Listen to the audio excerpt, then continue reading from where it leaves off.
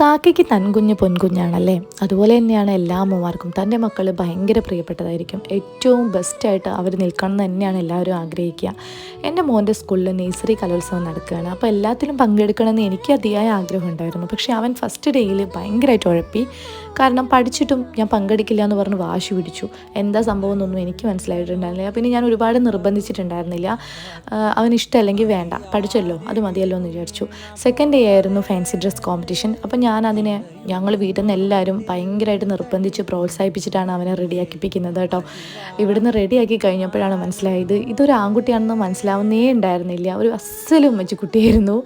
അപ്പം ഞങ്ങൾ അവിടുന്ന് റെഡിയാക്കി പോവുകയാണ് കേട്ടോ. ഫോട്ടോ എടുക്കാൻ ഒരു കാരണവശാലും നിന്ന് തരാത്തതുകൊണ്ട് ഒരു മര്യാദയ്ക്കുള്ള ഫോട്ടോ പോലും കിട്ടിയിട്ടുണ്ടായിരുന്നില്ല. നിങ്ങൾ വിചാരിക്കുന്നുണ്ടാവും എന്തുകൊണ്ടാണ് ഇവിടുന്നേ റെഡിയാക്കി കൊണ്ടുപോയത്, സ്കൂളിൽ നിന്ന് റെഡിയാക്കിയാൽ പോരേന്ന്.